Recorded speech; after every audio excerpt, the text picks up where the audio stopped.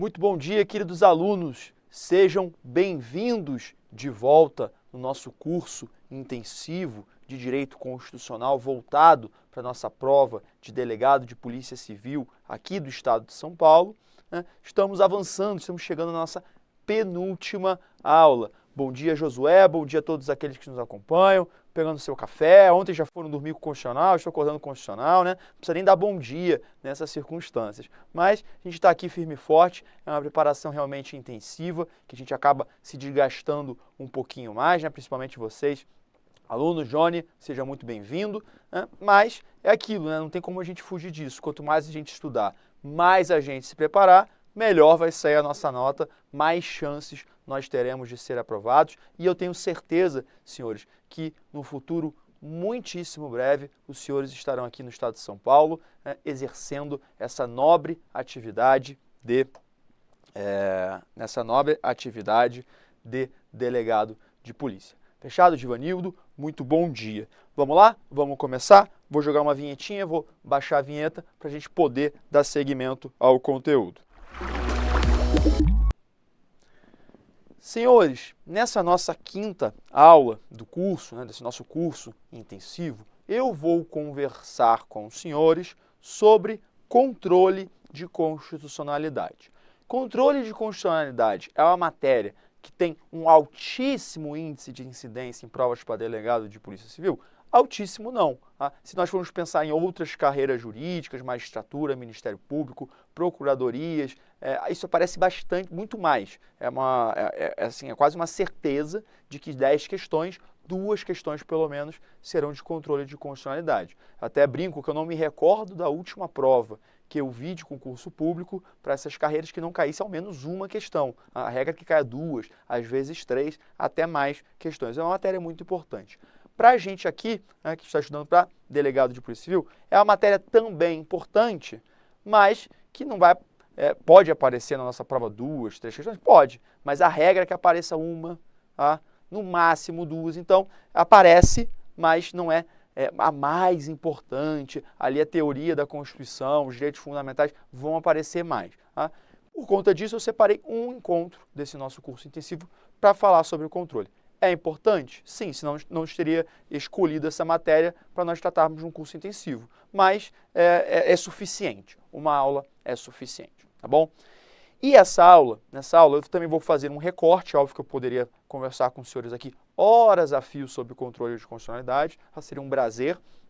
Mas, como a gente tem um tempo limitado, uma preparação para a prova que tem um tempo limitado, eu separei o quê? O que mais aparece, o que é mais importante para a nossa prova. Fechado? Combinado? Então, vamos lá, vamos começar.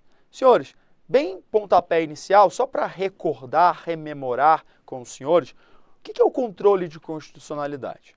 Muito simples. Controle de constitucionalidade é a verificação de compatibilidade de um determinado ato com a Constituição. Isso que é controle de constitucionalidade. Em direito, senhores, sempre que nós falamos em controle, nós pensamos em essa verificação de compatibilidade. O que é controle de legalidade? Você verifica a compatibilidade de um determinado ato com o parâmetro lei. Controle de constitucionalidade, você verifica a compatibilidade de um determinado ato com o parâmetro Constituição. Combinado? Em relação a esse parâmetro de controle, eu poderia já começar a fazer algumas observações e trabalhar com os senhores, mas eu vou com cautela, porque nós vamos falar das ações do controle direto de constitucionalidade, as ações do controle concentrado de constitucionalidade, e ali eu trabalho o parâmetro de cada uma delas, tá bom? Aqui para o começo, só deixo esse conceito para a gente rememorar, começar a aquecer o motor e entrar efetivamente na matéria da nossa aula de hoje. Além disso, senhores, eu recordo com os senhores, que está aqui na tela, que para que nós possamos falar em controle de constitucionalidade, nós temos que ter alguns pressupostos. Ou seja, para que nós possamos falar na existência desse controle de constitucionalidade, deve ter alguma coisa ali naquele sistema jurídico, naquele ordenamento jurídico, que permita que esse controle seja feito. O que são essas coisas? O que são esses pressupostos? Está usando o nome técnico, esses pressupostos para que haja o controle de constitucionalidade. São 2, a doutrina vai listar 2 pressupostos. Primeiro, supremacia da Constituição, ou seja, a Constituição, tá, é a norma hierarquicamente superior desse ordenamento jurídico, está no topo do ordenamento jurídico, tá, e rigidez constitucional. O que é rigidez constitucional? Nós já até comentamos, né, senhores, rigidez constitucional quer dizer que o procedimento de alteração do texto da Constituição ele é mais dificultoso, ele é mais complexo do que o procedimento de alteração de uma lei infraconstitucional. Veja que faz sentido nós termos esses dois pressupostos. Por quê? Supremacia da Constituição. Porque para que você possa controlar alguma coisa, você tem que estar acima. Então, para que a Constituição seja parâmetro de controle, ela tem que estar hierarquicamente colocada numa posição superior naquele ordenamento jurídico. Primeiro ponto. Segundo ponto, se fosse tão fácil alterar a Constituição quanto é alterar uma norma infraconstitucional, não faria sentido. É como se cada lei fosse também uma emenda à Constituição. Os senhores conseguem entender? Então veja que supremacia da Constituição e rigidez constitucional são dois pressupostos do nosso controle de constitucionalidade. Né? Mas feita essa brevíssima introdução, o que mais me interessa dessa parte geral, antes de a gente analisar um pouquinho o controle difuso e o controle concentrado? Tá? São as modalidades de controle, porque isso aparece com mais frequência na nossa prova. Tá? E aí, senhores, eu chamo a tela aqui para que os senhores possam acompanhar comigo, né, que eu posso classificar, à luz da modalidade do controle de constitucionalidade, esse controle em diversas categorias. Primeiro critério que a gente pode usar, quanto à natureza jurídica do órgão que realiza esse controle. Tá? Quem que realiza esse controle? Quem que pode realizar o controle de constitucionalidade? Quem que pode? Tá? E aí nós temos uma classificação que se divide em duas. Primeiro, o chamado controle político. O que é controle político, professor? É aquele exercido pelo Poder Executivo e ou pelo Poder Legislativo, ou seja, por órgãos ditos políticos. Tá? Então esse é o controle político. E nós também temos o controle judicial, que é aquele exercido pelo Poder Judiciário. Combinado? Então, à luz da natureza jurídica do órgão, o controle pode ser político, Poder Executivo, Poder Legislativo, ou judicial, Poder Judiciário. Fechado? Sem nenhum mistério aqui. Tá? Segundo ponto, segunda classificação. Qual que é o momento de realização desse controle de constitucionalidade? Aqui, nós queremos saber se o controle ele vai ser realizado antes ou depois de o ato, né, que vai ser objeto de controle, ter sido editado. Antes ou depois desse ato ter sido editado. Tá? Nós chamamos de controle preventivo, tá? Controle de constitucionalidade preventivo, aquele que ocorre durante o procedimento de elaboração do ato. Ou seja, o ato ele ainda não foi propriamente editado. Ele está no seu processo de elaboração. E antes mesmo dele ser editado, esse controle de constitucionalidade, essa verificação de compatibilidade, ela é realizada. Né? Professor, exemplos. Me dê exemplos desse controle preventivo de constitucionalidade. Está aqui na tela com a gente. O veto jurídico. Tá? Nós sabemos que durante o processo legislativo, nós temos uma etapa chamada de deliberação executiva, em que o projeto de lei, após ter sido aprovado pelo Poder Legislativo, no caso do processo legislativo federal, pelo Congresso Nacional, pelas duas casas do Congresso Nacional, esse processo legislativo ele é remetido para o chefe do Poder Executivo, no caso federal, o Presidente da República. E o Presidente da República, tendo em mãos esse projeto de lei, ele vai poder vetar ou sancionar esse projeto. E esse veto que nada mais é do que, olha, não concordo aqui com esse projeto de lei, né? Ele pode ser político ou jurídico. Político, quando é feito por meio de uma deliberação de um juízo de conveniência e oportunidade. O presidente da República fala, olha, esse projeto de lei aqui está ok, ele é um projeto constitucional, mas ele não é tão positivo, ele tem alguns problemas, eu acho que ele não vai solucionar a questão que ele pretende solucionar, o que quer que seja. E aí o presidente não acha que é um projeto conveniente, oportuno, e faz esse juízo político, esse veto político, e veta esse projeto de lei. Ou ele pode fazer um veto jurídico, que é um veto que ele olha para esse projeto de lei, e esse projeto de lei fala, olha, aqui tem uma inconstitucionalidade. Então aqui eu não vou fazer, eu não posso permitir que esse projeto de lei se torne efetivamente uma lei. Então é o veto. Esse é o veto jurídico. Tá? Por que o veto jurídico é uma forma de controle de constitucionalidade preventiva? Primeiro, porque ele faz-se uma verificação, o presidente da República faz uma verificação daquele ato que está prestes a virar lei com a Constituição e porque ainda está no processo legislativo. Esse ato não foi ainda efetivamente editado. Por quê? Quando que um projeto de lei se torna lei? Com a sanção presidencial, que a gente pode extrair do artigo 66 da Constituição Federal.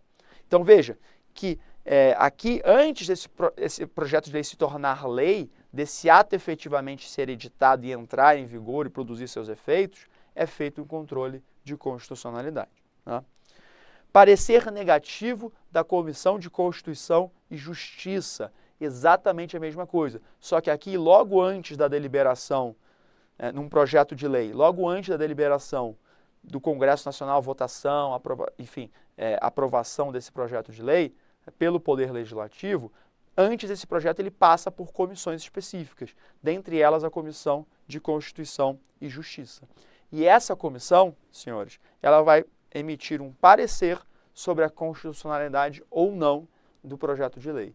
Caso esse parecer seja pela inconstitucionalidade, esse processo legislativo se encerra. Ou seja, é uma comissão parlamentar, é um órgão do próprio Poder Legislativo, um destacamento, um organismo dentro do Congresso Nacional, que faz esse controle de constitucionalidade e fala, opa, peraí, isso aqui é inconstitucional. Esse ato não chegou a ser editado. Então esse é o controle o quê? Preventivo. Tá?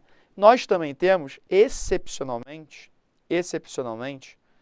esse controle preventivo por meio de decisão judicial. Tá? E aí, senhores, o que eu chamo a atenção dos senhores? O seguinte, olha, no controle de constitucionalidade, em regra, a gente consegue fazer uma correlação entre essa primeira classificação aqui, de controle político e controle judicial, e o controle preventivo e o controle repressivo, que nós estamos falando agora, nós estamos falando do preventivo. Em regra, nós conseguimos fazer uma correlação. Professor, qual que é essa correlação? A correlação é a seguinte, em regra, o controle preventivo, ou seja, aquele que é exercido antes do ato ser editado, ele é um controle também político. Ou seja, em regra, quem faz esse controle preventivo é o Poder Legislativo ou o Poder Judiciário, ou Poder Executivo. Poder Legislativo ou Poder Executivo. Tá? E até os exemplos que eu trouxe aqui para os senhores deixam isso claro. O veto jurídico e o parecer negativo da Comissão de Constituição e Justiça. Tá bom? Então, em regra, esse controle preventivo é também político. Assim como nós vamos ver, em regra, o controle repressivo, que é exercido depois do ato ser editado, é um controle judicial, ou seja, feito pelo Poder Judiciário. Então, a gente tem essas duas correlações, tá, entre essas modalidades. Só que nós temos exceções. E por serem exceções, o que nos chama a atenção? Chama a atenção da banca examinadora. A banca examinadora gosta um pouquinho mais de perguntar isso, tá, do que simplesmente fazer a correlação. Tá? Então, por isso que a gente tem que saber. E aqui eu vou com os senhores para essa exceção, tá, em que o controle, primeira exceção, que o controle ele é preventivo, porém ele é feito por decisão judicial, pelo Poder Judicial, pelo Poder Judiciário. É uma exceção. é uma exceção. Qual que é essa exceção? Está aqui, ó. O STF até faz essa observação. Olha, esse controle preventivo feito pelo Poder Judiciário, ele é excepcional. E quando que ele pode se dar? Ele pode se dar, tá, em duas situações. Em ambas essas situações, vai ser impetrado um mandado de segurança pelo parlamentar. Tá? Então, o parlamentar impetra um mandado de segurança. Tá? E qual que é, para que é, qual que é a finalidade que é esse mandado de segurança? Duas finalidades, tá? Vai ser em duas situações em que esse mandado de segurança vai poder ser impetrado para obstar o segmento de um processo legislativo para que esse processo legislativo, enfim, não chegue ao seu cabo por uma inconstitucionalidade. Primeira situação, quando quando a gente tem uma PEC, ou seja, uma proposta de emenda à Constituição que viole cláusula pétrea. Tá? Então, olha, se está tramitando uma proposta de emenda à Constituição que viola cláusula pétrea, você já falou, opa, peraí, é melhor realmente fazer esse controle preventivo do que esse ato entrar no ordenamento jurídico e alterar a própria Constituição Federal, o próprio parâmetro, enfim, a norma mais importante do nosso ordenamento jurídico. Então, se tem uma PEC tramitando que ela viola a cláusula pétrea, um parlamentar pode o quê? Impetrar um mandado de segurança contra essa proposta de emenda à Constituição para que seja feito o controle de constitucionalidade aqui, antes mesmo do ato ser editado. Tá? Primeira hipótese. Segunda hipótese, quando você tem uma PEC ou projeto de lei, tá? Então aqui é mais amplo a possibilidade, que viole manifestamente o devido processo legislativo.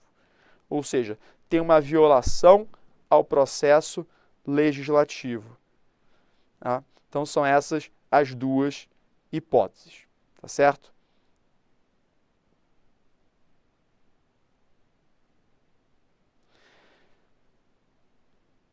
Seguindo, senhores, seguindo.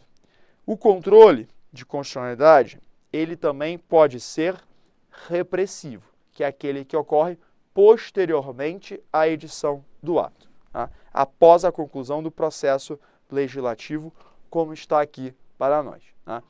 Em regra, como eu disse para os senhores, esse controle repressivo é feito pelo Poder Judiciário. Então, essa é a regra. O preventivo em regra é político, o repressivo em regra é judicial. Só que nós temos exceções. E aqui, essas exceções, elas aparecem para a gente com maior frequência na prova. Quais são essas exceções, senhores? Eu trouxe aqui para a gente, duas exceções. Tá? Duas exceções. Tem uma terceira que a doutrina às vezes fala também, que eu vou até comentar com os senhores, tá? Mas ela já é um pouquinho mais complicada, mais delicada. Tá? Primeira exceção. Artigo 49, inciso 5 da Constituição Federal.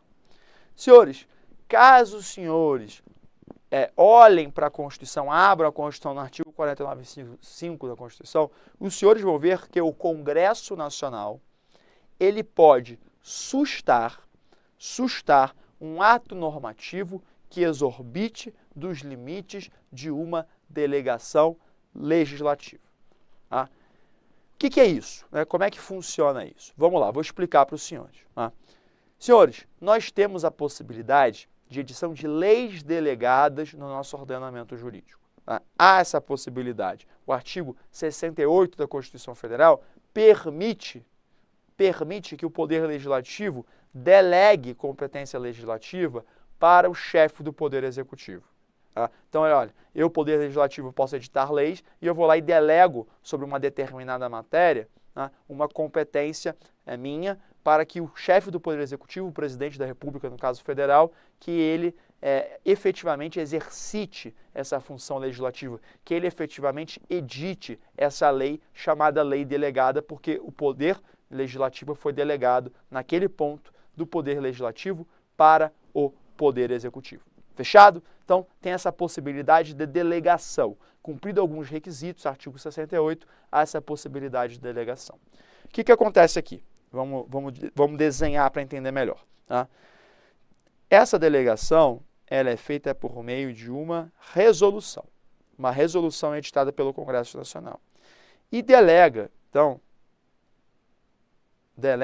essa função legislativa para o Poder Executivo, mais precisamente para o chefe do Poder Executivo, para o nosso presidente da República. Ele pega essa função legislativa que foi delegada e ele edita uma lei delegada. Então, ele editou essa lei delegada. Tá? O que pode acontecer aqui? Esse chefe do Poder Executivo, o presidente da República, no caso federal, ao editar essa lei delegada, ele pode o quê? Ele pode exorbitar. Ele pode ir além do que foi delegado. Então, o Congresso Nacional delega uma determinada parcela de poder legislativo, o presidente da República pega isso aqui e fala, opa, ótimo, vou editar sobre isso, mas eu vou passar um pouquinho. Vou legislar mais sobre outro assunto que não está delegado. Ou vou legislar sobre esse assunto de uma maneira que não está limitada pela resolução do Congresso Nacional. Vou ultrapassar essa barreira, vou ir além, vou legislar além daquilo que me foi delegado. Pode fazer isso? Não pode. Não pode fazer isso. Né? E quando ele faz isso, a própria Constituição, no artigo 49, inciso 5 da Constituição, vai trazer o quê? Vou falar, olha, vamos resolver isso aqui? Como é que vai resolver isso aqui? Eu vou resolver isso aqui. Você, Congresso Nacional, nessa situação em que ele exorbita, você pode o quê? Sustar a parte que exorbitou. Vamos supor que foi essa parte aqui. Vem o Congresso Nacional e, opa, pera lá, amigo, eu vou sustar isso aqui. Tá? Pode sustar, artigo 49, 5 da Constituição Federal. Senhores, nesse caso, o entendimento da doutrina majoritário é o de que esse ato de sustar essa parte da lei delegada que exorbitou esse poder de delegação conferido pelo Congresso Nacional, que isso é um controle de constitucionalidade. Por quê? Por quê? Porque a doutrina vai dizer, olha, na verdade aqui, o parâmetro de controle dessa parte que está sendo sustada pelo Congresso Nacional, após esse ato ter sido editado, isso aqui o parâmetro não é a resolução propriamente dita. O parâmetro de controle você está sustando não porque houve uma violação a essa resolução. Você está sustando porque houve uma violação ao artigo 68 da Constituição Federal. Então, o seu parâmetro aqui é o artigo 68 que permite essa delegação, respeitados os limites. Então, veja que é um controle de constitucionalidade, porque você está pegando essa lei delegada, que é um ato normativo primário, artigo 59 da Constituição Federal, e você está comparando ele, você está vendo o parâmetro de controle, o artigo 68, que permitia a delegação. Por quê? Porque ele violou esse artigo 68, porque ele foi além daquilo que foi delegado. E nesse caso, você está fazendo, então, o quê? Um controle de constitucionalidade. Controle de constitucionalidade político, por quê? Feito pelo Congresso Nacional. E repressivo, por quê? Feito após essa lei delegada ter sido editada. Combinado? Então, esse é o primeiro exemplo, a primeira exceção que eu trago para os senhores aqui. Tá? Segunda exceção, medida provisória. Medida provisória. Senhores, as medidas provisórias são atos normativos primários. Tá? São atos normativos primários. Então, o chefe do Poder Executivo pode editar um ato normativo primário, tá? Artigo 62, pode editar um ato normativo primário chamado medida provisória em casos de relevância e urgência. São esses dois os pressupostos constitucionais para a edição de uma medida provisória. Então, ele edita essa medida provisória, e a medida provisória já tem eficácia imediata. Só que essa medida provisória, que está aqui produzindo seus efeitos, tá? Ela tem que ser analisada pelo Congresso Nacional. Ela é submetida à análise pelo Congresso Nacional. E aí, senhores, quando o Congresso Nacional analisa essa medida provisória, ele pode o quê? Rejeitar ou ele pode aprovar uma lei de conversão. Tá? Uma lei de conversão. Então, ele aprova uma lei de conversão. Ele pode fazer isso? Pode. Tá? Qual que é o ponto aqui? Ao analisar essa medida provisória, a primeira coisa que o Congresso Nacional faz é analisar se essa medida provisória preenche os pressupostos constitucionais, preenche os requisitos constitucionais. Quais são esses requisitos constitucionais? Relevância e urgência, artigo 62. Então, o Congresso Nacional, antes de analisar o conteúdo propriamente, ele vai olhar, calma aí, essa medida provisória, ela poderia ter sido editada? Esse é o primeiro ponto. Então, eu faço essa análise. Depois que eu fiz essa análise, o Congresso Nacional, cada uma das casas do Congresso Nacional, passam a analisar efetivamente o conteúdo, passam a debater o conteúdo daquela medida provisória. Então, veja que esse primeiro momento de análise é feito o quê? Um controle de constitucionalidade. Porque o Congresso Nacional está analisando, né, o quê? A relevância e a urgência. Está analisando se essa medida provisória foi editada em conformidade com o artigo 62. Então, ele está realizando o quê? Um controle de constitucionalidade político e também repressivo, porque essa medida provisória já é um ato normativo primário, já está produzindo seus efeitos, já foi editado, tá bom? Então, veja mais um exemplo aqui de modelo, né, de modalidade de controle repressivo político, tá? Excepcional. Ainda, senhores, alguns dizem na possibilidade do chefe do Poder Executivo deixar de aplicar uma lei que ele entenda que é inconstitucional, tá? Há também doutrina que traz isso. Esse é um exemplo bem complicado. Numa prova, eu instigo os senhores a não usarem esse exemplo, a não ser em último caso. A não ser que fique claro que o examinador está querendo saber isso aqui. Tá? Por quê? Porque é complicado. Em que termos? Primeiro, o presidente da República, que é o chefe do Poder Executivo Federal, ele tem legitimidade para ajuizar uma ADI. Então, se ele acha que uma lei é inconstitucional, ele não pode deixar de aplicar. Ele tem que o quê? Impugnar essa ADI, ajuizar uma ADI. Impugnar essa lei, ajuizar uma ADI. Tá? Os governadores, chefes do Poder Executivo Estadual, também são legitimados.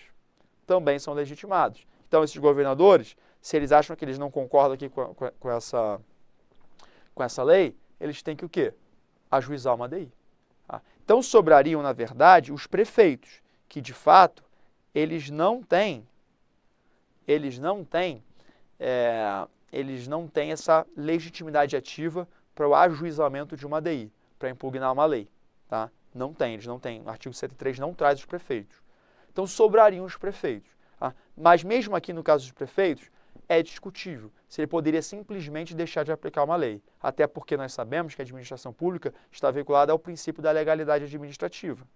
E aí, se o prefeito pode deixar de aplicar a lei, começa a ficar um pouco complicado. Tá? Então, é um exemplo que o professor e ministro Gilmar Mendes, por exemplo, trabalha com esse exemplo. Tá?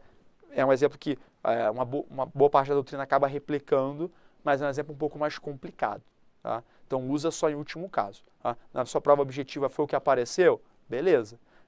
Se está, enfim, numa prova oral da vida, o que quer que seja, prova discursiva, e vê que claramente está querendo saber um caso que é o Poder Executivo, quem exercita esse controle repressivo, aí beleza.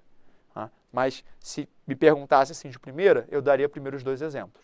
Tá? A da lei delegada e da medida provisória. Tá? Combinado? Fechado? Bom, para finalizar a análise das modalidades e efetivamente entrar no nosso sistema brasileiro, né, vamos analisar outras duas classificações. Quais são elas? Primeiro, acerca da competência para análise. Aqui a gente quer saber quantos órgãos podem fazer esse controle. Quantos órgãos podem fazer esse controle? Primeiro, o controle chamado concentrado. Tá? Quem pode fazer? Um único órgão pode fazer. Do controle concentrado, então, você tem essa competência a um único órgão. Ele está lá sozinho e só ele pode fazer. Tá? Controle difuso. No controle difuso, você tem uma pluralidade de órgãos que pode exercer esse controle. Então, você tem mais do que um órgão podendo fazer esse controle. Tá bom? Controle concentrado, um único órgão. Controle difuso, você tem uma pluralidade. Até aqui coloquei poder judiciário, né, porque a gente vai pensar no controle difuso realmente no âmbito do controle feito pelo poder judiciário, tá certo? Próxima classificação, qual que é o modo de manifestação? Né? Aqui a gente quer saber se a questão constitucional ela é principal ou prejudicial. O que você quer nessa ação? Qual que é o seu pedido final? É o exercício do controle de constitucionalidade ou é outra coisa e esse controle de constitucionalidade tem que ser feito para que você obtenha essa outra coisa? Basicamente isso. No controle principal, como o próprio nome diz, a própria questão constitucional, ela é o pedido principal. Ela é o pedido final. É o que você quer ao final. Ela é a questão principal desse processo. No controle incidental, a inconstitucionalidade não é o seu pedido principal. Você quer uma outra coisa. Por exemplo, eu quero deixar de pagar esse tributo. Eu não quero pagar esse tributo. Por que você não quer pagar? Porque a lei que institui esse tributo, ela é inconstitucional. Veja, você não quer propriamente a declaração de inconstitucionalidade da lei, você quer deixar de pagar o tributo nesse seu processo. Então, o seu pedido principal é, olha, eu não quero mais pagar esse tributo.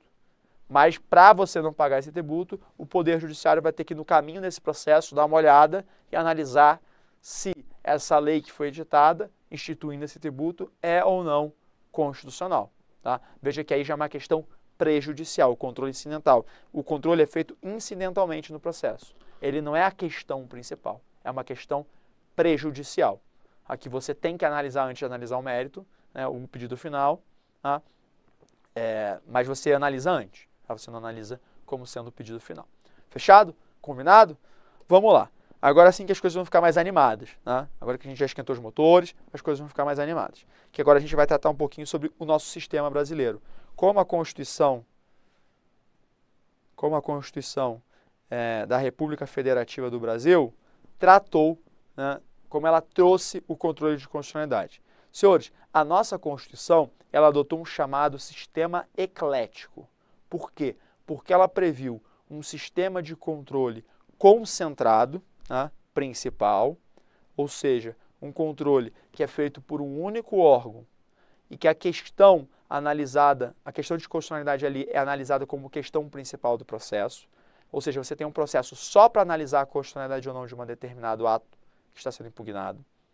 E você também adotou, a nossa Constituição, o controle difuso incidental, que é o controle exercido por qualquer órgão do Poder Judiciário, tá? Mas de maneira incidental, ou seja, como questão prejudicial e não como questão principal no processo.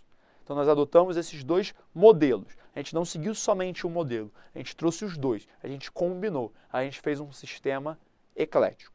Tá? E aí, senhores, nós começamos pelo controle difuso incidental de constitucionalidade. Tá? Quais são essas características do controle difuso incidental? Eu já até trouxe, olha, difuso, qualquer órgão do Poder Judiciário pode fazê-lo. Incidental, ela é feita como uma questão prejudicial. Tá? E qual que é o procedimento, professor? Como é que esse controle difuso incidental ele é feito efetivamente na prática? Tá? Primeiro, qualquer um que participe desse processo vai poder solicitar que o juiz do caso, né, exerça esse controle. Ou seja, qualquer parte que esteja no processo vai poder, pera lá, tem uma lei aqui, né, que está sendo utilizada como base do pedido do autor ou do réu, que ela é inconstitucional. Então, veja só, declara incidentalmente inconstitucional essa lei, juiz, para que a gente possa seguir nosso debate e decidir essa questão, mas sem considerar essa lei que é inconstitucional.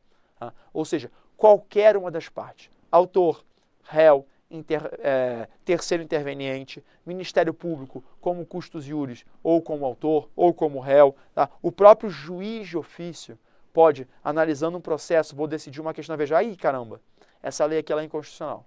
Então ele pode, de ofício, sem provocação, declarar essa inconstitucionalidade incidental. Tá? Então, aqui qualquer parte pode levantar a mão e falar, epa, tem uma inconstitucionalidade aqui nesse ato normativo que está sendo usado como base para decidir essa questão. Além de qualquer parte poder fazê-lo, isso pode ser suscitado em qualquer momento. Tá? Em qualquer momento pode ser suscitado esse controle de constitucionalidade. Tá? Em qualquer momento, em qualquer fase do processo, pode ser na fase de conhecimento, na fase de execução, tá? Numa medida cautelar, qualquer fase procedimental, você pode suscitar essa inconstitucionalidade. E qualquer tipo de processo também. Então, por exemplo, numa ação civil pública, numa ação popular, no mandado de junção, pode suscitar uma inconstitucionalidade de uma lei? Pode. O que a gente tem que tomar cuidado? Que numa CP, numa ação popular, ou no mandado de junção, ou em qualquer dessas ações, essa questão constitucional não pode ser a principal. Porque no controle difuso, essa questão é sempre analisada como uma questão prejudicial. Ou seja, você quer uma outra coisa. E você tem que passar pelo controle daquela lei. Fechado? Então, só tomar cuidado com isso. Tá certo? Perante o primeiro grau, quando é suscitado perante um juízo de primeiro grau, um juiz de primeiro grau, não tem nenhum mistério. Tá? O controle de constitucionalidade ele é feito ali na decisão, na fundamentação, como questão prejudicial, antes de analisar a questão principal, tá? Sem nenhum mistério. Quando é feito perante o tribunal, a gente tem uma coisinha aqui, a gente tem uma regrinha prevista na Constituição Federal que é extremamente importante. Que é extremamente importante porque na prática e para a nossa prova, tá? Na prática e na nossa prova, que é o artigo 97 da Constituição Federal, que traz a famosa o quê? Cláusula de reserva de plenário, senhores. Plenário. Também chamada da regra do full bench, né? Do banco cheio, vamos dizer assim, né? Ou seja, você tem que ter um número determinado e qualificado de votos perante aquele tribunal para que uma norma, para que um ato normativo seja declarado inconstitucional. Tá? E qual que é esse número? Está aqui no texto da Constituição. Somente a maioria absoluta, ou seja, o número de desembargadores daquele tribunal, ou de ministros daquele tribunal, mais um. Tá? Divide por 2 e soma mais um. Ou seja, vai ter que ter a maioria absoluta, tá, dos membros do tribunal ou do seu órgão especial para declarar uma inconstitucionalidade. Senhores, qual que é o foco aqui? O foco aqui é o princípio da presunção de constitucionalidade das leis e dos atos normativos editados pelo poder público. Quando o poder público edita uma lei ou um ato normativo, presume-se que ele seja constitucional. Por quê? Porque ele passou por um processo legislativo. Porque os membros do Congresso Nacional e do Poder Executivo, eles também estão adstritos à Constituição. Porque você tem todo um controle feito, como nós já vimos, previamente a esse ato ser editado. Você tem uma comissão específica para analisar isso no Congresso Nacional. Depois, o presidente da República também analisa a juridicidade, analisa essa constitucionalidade. Então, você vai confiar que essa lei que foi editada, que ela é constitucional. Você vai confiar nisso. Tá? Você tem essa presunção. É uma presunção absoluta, professor? Não pode ser rompida de maneira alguma? Claro que não. Pode ser rompida. Por isso que você tem o exercício do controle de constitucionalidade posterior, feita pelo Poder Judiciário em regra. Tá? Por isso que você tem esse controle repressivo. Tá? Mas você presume que aquela lei ela é constitucional como regra. Tá certo? E atento a isso, o nosso Constituinte, ele pensou assim, olha, no exercício do controle difuso, quando ele é feito por um tribunal, tá?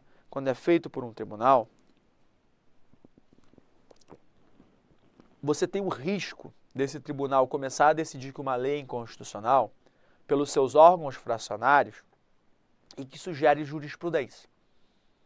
Depois vai ser seguida, né? Não obrigatoriamente, a depender do tipo de precedente, né? Enfim, depois do CPC de 2015 a gente teve uma mudança, tá? Mas aqui já na Constituição, já em 88, a preocupação era que se formasse uma jurisprudência dizendo que uma determinada lei era inconstitucional, tá? E que isso, enfim, gera impactos, por óbvio, em todo o ordenamento jurídico, né? Então, o que a Constituição pensou? A Constituição pensou, olha, vamos fazer o seguinte, quando é um tribunal que vai declarar essa inconstitucionalidade, tá, de maneira incidental, analisando como questão prejudicial, esse tribunal ele vai ter que se manifestar pelo menos pela maioria absoluta dos seus membros, tá, ou dos membros do seu órgão especial. Por que isso? Porque assim você garante uma maior estabilidade, uma maior segurança jurídica. Já que você vai romper com essa presunção de constitucionalidade, que seja feito pelo menos pela maioria do tribunal, para você ter uma maior segurança, tá? E como é que funciona, senhores? Como é que funciona isso? Primeiro ponto, né? A primeira observação que eu faço. Como é que eu sei se vai ser a maioria do tribunal ou do órgão especial? Que pode ser de um ou outro. Tá? Quem que vai determinar isso? É o próprio regimento interno do tribunal. Então, o próprio regimento interno do tribunal vai poder determinar se é o tribunal, se é a maioria absoluta do tribunal ou do órgão especial quem vai editar, quem vai analisar essa questão de constitucionalidade. Tá bom? Primeiro ponto. Então, vamos lá. Então, você tem um órgão fracionário, tá? Uma turma, por exemplo, de um TJ, você tem um órgão fracionário, chega um caso para ela, tá? E esse caso tem uma questão principal, tem um pedido principal, mas também tem uma questão prejudicial, e essa questão prejudicial é uma questão constitucional. Tá? É uma questão constitucional. Você quer analisar se essa lei ela é constitucional ou inconstitucional. Essa turma do TJ, então o que ela faz? Ela vai primeiro ter que passar e analisar essa questão constitucional. E ela vota. Ela vota de maioria simples, tranquila, ela vota essa questão constitucional. Se ela votar pela constitucionalidade, fala, opa, essa lei é constitucional, a gente entendeu que ela é constitucional. Aí ela pode seguir com o julgamento e fazer todo o julgamento. Por quê? Porque o artigo 97 fala para declarar a inconstitucionalidade. Se for para declarar a constitucionalidade, não precisa seguir a regra, né, do 97. Não precisa seguir a cláusula de reserva de plenário. Tá? Então, se ela achar que é constitucional, a turma, ela segue com o julgamento, faz todo o julgamento logo e terminou. Acabou. Fechado? Agora, se essa turma entender que isso aqui é inconstitucional, o que ela vai fazer? Ela não pode seguir com o julgamento. Por quê? Porque quem decide efetivamente se é ou não, se é inconstitucional, somente a turma, o tribunal pleno ou o órgão especial. Então, ela vai remeter essa questão constitucional para o tribunal pleno ou para um órgão especial, que vai analisar só a questão constitucional. Né? Aí, esse tribunal pleno ou esse órgão especial, a depender do regimento interno do tribunal, quem é que vai decidir, decide essa questão. Vai decidir essa questão. Vai decidir essa questão, né, por maioria absoluta. Tá? Tribunal pleno decidiu a questão, falou é constitucional ou é inconstitucional, beleza. O que ele faz? Ele manda de volta para essa turma essa decisão. Tá? Essa turma vai decidir só a questão principal agora, tá? Observando o que foi decidido pelo tribunal pleno aqui na questão constitucional. Fechado? Você tem uma cisão, dita uma cisão horizontal de competência, porque é dentro de um mesmo órgão. Tá? Então a turma, ela olha a questão constitucional primeiro, fala, opa, peraí, acho que é inconstitucional. Se achar que é inconstitucional, manda para o tribunal pleno ou para o órgão especial, o órgão especial efetivamente decide essa questão, devolve essa questão já decidida, e aí a turma já somente segue com a questão principal, já considerando. No nosso caso, a parte não quer pagar o tributo, que é o nosso exemplo que a gente está usando aqui. Tá? Por quê? Porque ela fala que a lei é inconstitucional. A turma, chega o caso para ela, ela olha e fala, eu acho que essa lei é inconstitucional mesmo. Manda para o órgão especial ou para plenário. O plenário pega nas mãos, o órgão especial pega na mão e vota. Vamos supor que o plenário fala, não, é constitucional. Tá? Devolve. Chegou na turma, o que a turma vai decidir? Se você tem que pagar ou não o tributo, mas vai ter que considerar essa lei constitucional, porque foi a decisão lá do tribunal pleno, lá do órgão especial. Combinado? É basicamente assim que funciona a cláusula de reserva de plenário. Tá? E aí, senhores, o que é muito importante para a gente? As exceções à cláusula de reserva de plenário. Quando que não será necessário? Quando que não será necessário? Tá? Não será necessário, vamos lá nas hipóteses. Uma eu já até falei para os senhores que eu acrescento aqui, para declarar a constitucionalidade. Por quê? Porque a cláusula só se aplica para inconstitucionalidade. Tá? Segunda situação, que você não vai precisar passar pela cláusula de reserva de plenário. Quando houver pronunciamento anterior, né, sobre a questão do próprio tribunal pleno ou do órgão especial ou do plenário do STF. Então, o plenário do STF ou o próprio tribunal pleno decidiram a questão, já enfrentaram a questão uma outra vez, não precisa ficar mandando de novo. Tá? Você já pega como foi a decisão e já segue. Tá bom? Então, não precisa ficar voltando.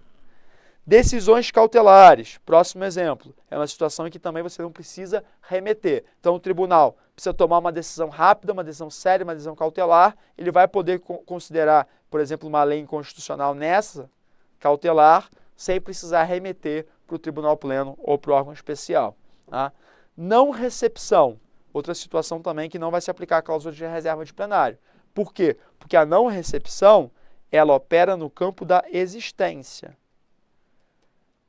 Ela é muito parecida com a revogação. Tá?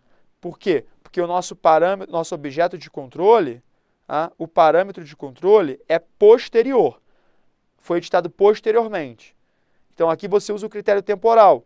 Lei posterior contrária à lei anterior, revoga ela naquilo que lhe é contrária. Então, é uma revogação, é como se fosse uma revogação. O termo correto é não recepção.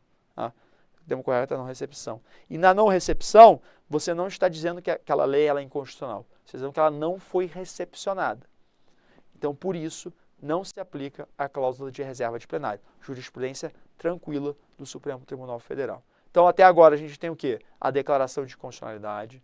Quando a questão já foi decidida pelo Tribunal Pleno ou órgão especial ou pelo o Pleno do STF. Então, essa questão da constitucionalidade já foi decidida anteriormente. Então, eu não preciso remeter de novo. Tá? Quando a gente tiver decisões cautelares, então, decisão cautelar, o órgão fracionário vai poder decidir, né, e falar se é constitucional ou não, dizer que é inconstitucional uma lei, tá, nessa cautelar, sem remeter para o Tribunal Pleno ou órgão especial. Não recepção, quando o parâmetro de controle é posterior ao objeto. Então, você não está fazendo efetivamente um controle de constitucionalidade, mas uma análise, né, de direito temporal. O critério aqui utilizado não é o hierárquico, é o temporal. Tá? Então, a não recepção também é uma exceção à cláusula de reserva de plenário. Interpretação conforme a Constituição. Outra situação em que você não vai declarar propriamente constitucional a lei. Você vai falar, olha, tem mais de uma interpretação aqui e essa aqui é a válida. Então, você pode adotar só essa interpretação, essas outras não. Tá? Então, aqui, a interpretação conforme também é uma exceção à nossa cláusula de reserva de plenário. Tá? Decisão, tá, de turma do STF. A cláusula de reserva de plenário, senhores, não se aplica ao próprio STF. Tá? As turmas do STF têm poder para decidir essa questão constitucional sem que remeta ao plenário. Tá? E, por fim, o recurso inominado julgado por turma recursal, porque a turma recursal, nós sabemos, não tem natureza jurídica de tribunal. Então, não se aplica a ela a cláusula de reserva de plenário. Combinado? Senhores, sob a cláusula de reserva de plenário, para a gente finalizar, eu ainda tenho só mais duas observações para fazer com os senhores, que são dois enunciados simulados. Tá? Primeiro enunciado simulado. Vou começar pelo último aqui do nosso slide, tá? Que é a súmula vinculante 10. O que diz a súmula vinculante? Vamos ler comigo.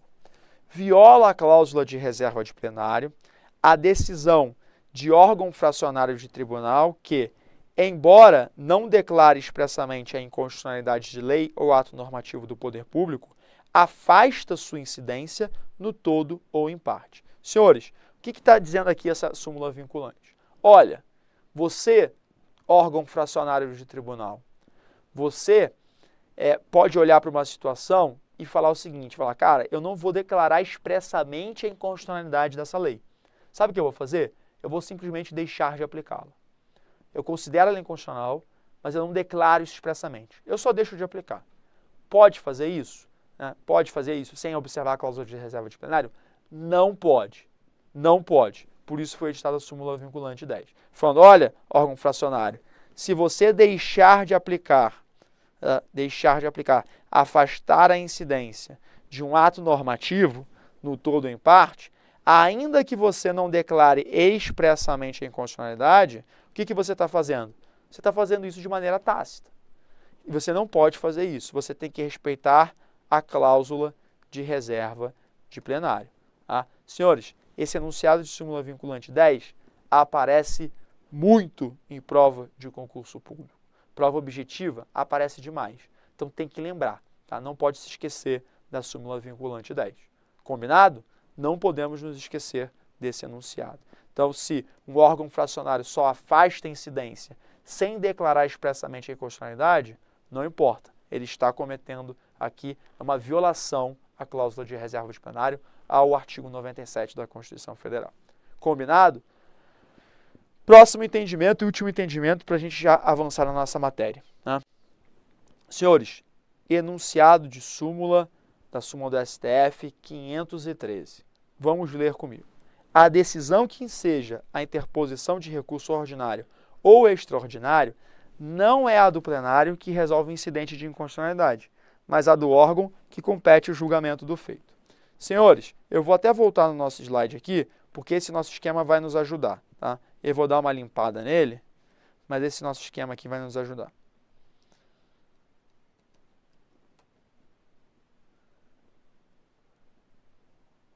Senhores, nós vimos que quando chega um processo, um recurso, tá,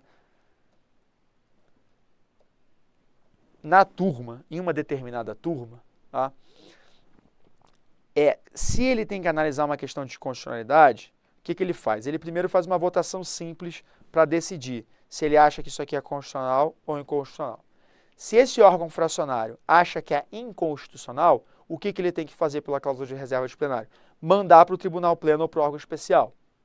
Mandou para o Tribunal Pleno ou para o órgão especial, esse Tribunal Pleno ou órgão especial vai decidir essa questão. Depois ele volta, joga de novo esse processo para a turma, que vai, considerando essa decisão tomada aqui pelo Tribunal Pleno, decidir a questão principal. Vai ter uma decisão final, tá certo? Senhores, como vocês veem aqui, nesse processo, nós temos pelo menos 3 decisões, concorda? Uma decisão da turma, decisão 1, que manda esse processo, essa questão constitucional para o Tribunal Pleno. Uma decisão número 2, do Tribunal Pleno ou do órgão especial que decide efetivamente a questão constitucional. E uma decisão 3, que a turma, o órgão fracionário, considerando já o que foi decidido aqui na decisão 2, decide todo o processo, a questão principal. A dúvida que fica é, tudo bem, eu entendi que são essas 3 decisões, mas vamos supor que eu sou parte e eu quero recorrer disso aqui. Eu não concordei com essa decisão de inconstitucionalidade ou de constitucionalidade desse ato. Quando que eu recorro? De qual decisão que eu recorro? Eu recorro da primeira, que manda a questão para o Tribunal Pleno ou para o órgão especial, da segunda, tá? da segunda decisão que decide efetivamente essa questão, ou da terceira, que decide todo o processo. Havia dúvida. Tá? Senhores, e aí o Supremo Tribunal Federal veio e sumulou a questão e falou, olha, cabe recurso da decisão 3, dessa decisão final da turma que decide toda a questão. Você não pode recorrer aqui ainda, você só recorre de tudo nessa última decisão. É exatamente isso, senhores, é exatamente isso que está aqui no enunciado de súmula 513. A decisão que enseja a interposição de recurso ordinário ou extraordinário não é a do plenário, não é a decisão 2, que resolve o incidente de inconstitucionalidade, mas a do órgão que completa o julgamento do feito, a nossa decisão 3 do nosso esquema. Combinado? Fechado? Senhores, seguindo, nós passamos ao controle concentrado principal de constitucionalidade. E aqui, o que mais me importa, trabalhar com os senhores as ações do controle direto de constitucionalidade. ADI, ADC, ADO e ADPF. Vamos trabalhar isso no tempo que nos resta, nós temos aí 40 minutinhos, mais ou menos. Tá? Quais que são as características desse controle concentrado principal de constitucionalidade? Senhores, controle é concentrado, ou seja, só um único órgão pode exercê-lo. No âmbito de controle federal, é o STF. No âmbito do controle estadual, é o TJ. Tá? Então, é um único órgão que exerce esse controle, no âmbito, obviamente, de cada estado da federação que pode realizar controle de constitucionalidade. Então, o controle concentrado é feito por um único órgão. Ele é principal, porque nós já vimos, a questão da constitucionalidade é a questão principal, tá certo? E ele é dito também abstrato, senhores. Por quê? Porque não há lide, não há um conflito de interesses, né? Não há um conflito de interesses qualificado por uma pretensão resistida. Ou seja, as partes não estão se degladiando sobre uma determinada questão, um conflito de interesses. Não, a gente está analisando essa lei, a constitucionalidade dessa lei, a validade dessa lei em abstrato. Em abstrato, tá? Em abstrato. Então, não há lide, por isso que é dito também um controle abstrato. Quais que são as consequências, professor, desse processo ser um processo objetivo, que não é um processo de partes, mas um processo de teses, vamos colocar assim, desse processo ser abstrato? Isso tem consequências? Tem várias consequências. E eu trago aqui para os senhores. Primeiro, o processo ele não tem partes em sentido material, ele tem legitimados. Eu nem concordo 100% com isso aqui, tá? Mas é o que a doutrina majoritária vai dizer. Que nós temos legitimados, nós temos partes em sentido formal. Por quê? Porque essas partes elas não estão propriamente interessadas nesse processo, nessa questão, né? Enfim, não há ali uma lide, não há um conflito de interesses, tá certo? 2, ausência de lide, já até falei para os senhores, né? É abstrato, tá? 3, não é possível desistência. Isso é importante, isso aparece na nossa prova. Está expressamente previsto no artigo 5º da Lei 9.868, tá? E por ser um processo objetivo, por ser um processo que você está querendo analisar a compatibilidade de uma lei com a Constituição Federal, de um ato normativo com a Constituição Federal, você simplesmente deu início a esse processo, você não pode mais desistir. Porque não é um interesse seu que está em jogo, mas é uma análise em abstrato daquela lei. Consegue entender? Não é que eu esteja discutindo interesses meus, porque quando eu estou discutindo interesses meus, eu posso no meio do processo falar, cansei, vou desistir desse processo. Ou por qualquer outro motivo. Agora, não é um interesse seu, é uma análise em abstrato de constitucionalidade de um determinado ato. Então você não pode desistir. O legitimado ativo começou esse processo, ele não pode simplesmente falar, cansei, vou desistir. Não pode. Então essa é uma especificidade. Outra especificidade que decorre desse processo ser objetivo, do controle concentrado de constitucionalidade. Não se admite a arguição de suspeição de ministro do STF. Por quê? Por que um ministro do STF teria interesse, no caso? A gente pode até debater isso aqui, tá? Mas esse entendimento majoritário é o que se aplica ao STF também. Tá? Olha, se o caso é abstrato, se a gente está falando de uma análise de uma lei em abstrato, tá? O ministro não tem interesse. Então você não pode arguir uma suspeição dele, que ele tem interesse na causa, que ele tem sua parcialidade comprometida na causa, tá? Para analisar uma lei em abstrato. Não, tá? Não é possível. Quinta consequência, a causa de pedir é aberta. A causa de pedir nesse processo é aberta. Ou seja, quando você coloca um objeto sob análise do STF em controle concentrado, o STF vai poder comparar esse objeto com toda a Constituição Federal. Ainda que você chegue e fale, olha, eu acho que esse objeto aqui, ele viola o artigo 2º da Constituição Federal. Viola a separação dos poderes. Tá? Eu acho que viola a separação dos poderes.